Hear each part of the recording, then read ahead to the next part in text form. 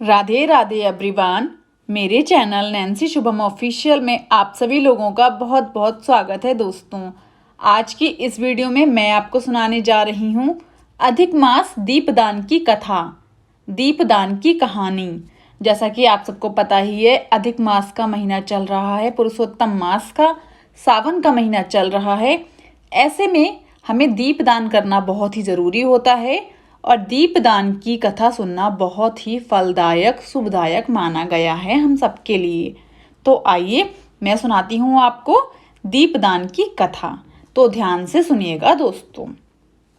एक बार राजा दृढ़धम्बा ने ऋषि वाल्मीकि से पूछा कि अधिक मास में दीपदान करने का क्या महत्व है और इससे कौन सा पुण्य प्राप्त होता है।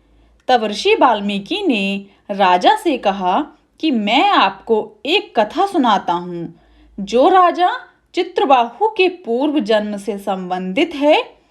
एक समय पर सौभाग्य नगर नाम का राज्य हुआ करता था। उस राज्य में सुख शांति और समृद्धि सभी कुछ था। उस राज्य का राजा चित्रबाहु हुआ करता था, जो शरीर से जितना शक्तिशाली था, मन से उतना ही दयालु था, जिसे ना सिर्फ धर्म का ज्ञान था बल्कि वह उसका अनुसरण भी करता था। एक बार अगस्त्य मुनि उसके राज्य में पहुंचे और तब चित्रबाहु ने उनका आदर सत्कार किया तथा उनकी सेवा की। तत्पश्चात उन्होंने अगस्त्य मुनि से यह प्रश्न किया कि मेरे राज्य में जो सुख शांति एवं समृद्धि है, इसका क्या कारण है? ऐसा कौन सा पुण्य है जिसकी वजह से यह सब वैभव है? मुनि बोले, अपने पूर्व जन्म में तुम प्राणियों का शिकार करते थे और तुम्हारा नाम मणिग्रीव हुआ करता था। तुम स्वभाव से नास्तिक थे और चरित्र से दुष्ट, दूसरों के साथ बुरा व्यवहार करते थे और पराई स्त्रियों के साथ तुम्हारे संबंध थे। तुम्हारे इसी आचरण के कारण तुम्हारे जाति के लोगों ने तुम्हारा बहिष्कार कर दिया। इस जन्म ने जो तुम्हारी पत्नी चंद्रकला है, इस जन्म में जो तुम्हारी पत्नी चंद्रकला है, वही पिछले जन्म में भी तुम्हारी पत्नी सुंदरी थी, जिसने हमेशा तुम्हारी सेवा की और अपना धर्म निभाया। एक बार वहां के राजा ने तुमसे क्रोधित होकर तुम्हारा ज्यादातर धन ले लिया और बचा खुचा तुम्हारे जाति वालों ने लूट लिया और तुम कंगाल हो गए। लेकिन ऐसी हालत में भी तुम्हारी इस पतिव्रता पत्नी ने तुम्हारा साथ नहीं छोड़ा। इसके बाद तुम अपनी पत्नी के साथ जंगल में चले गए और वहां पर पशुओं को मारकर अपना जीवन यापन करने लगे। और इसी तरह एक दिन शिकार करने के लिए तुम जंगल में गए, जहां पर एक उग्रदेव नाम का ब्राह्मण मूर्छित अवस्था में तुम्हें मिला, जो रास्ता भटक गया था। तुम उन्हें उठाकर अपने घर ले गए।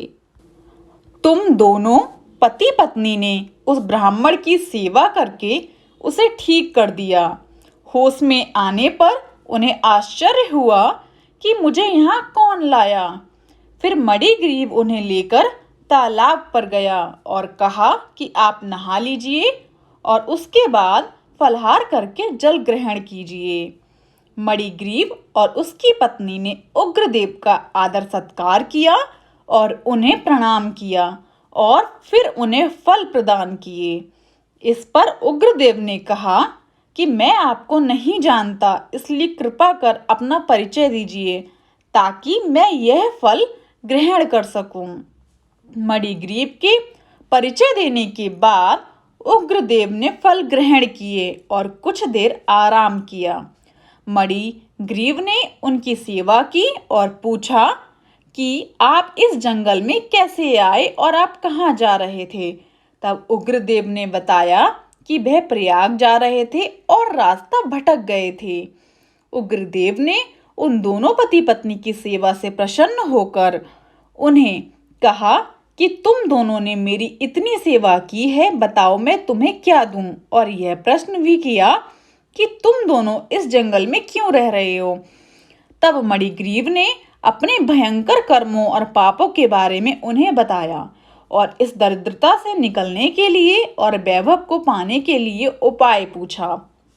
उग्रदेव ने कहा कि तुम दोनों ने जो मेरा आदर सत्कार किया है, उस कारण तुम्हें ऐसा उपाय बताता हूं जिससे कि बिना तीर्थ में गए, बिना दान किए या बिना किसी व्रत के तुम्हारी गरीबी दूर हो जाएगी। तो सुनो ध्यान से। अब से 3 महीने बाद जो अधिक मास आएगा, उसमें तुम दोनों पति पत्नी भगवान श्री कृष्ण अर्थात पुरुषोत्तम भगवान यानी विष्णु भगवान को प्रसन्न करने के लिए दीपदान करना, जिससे तुम्हारी गरीबी जड़ से खत्म हो जाएगी।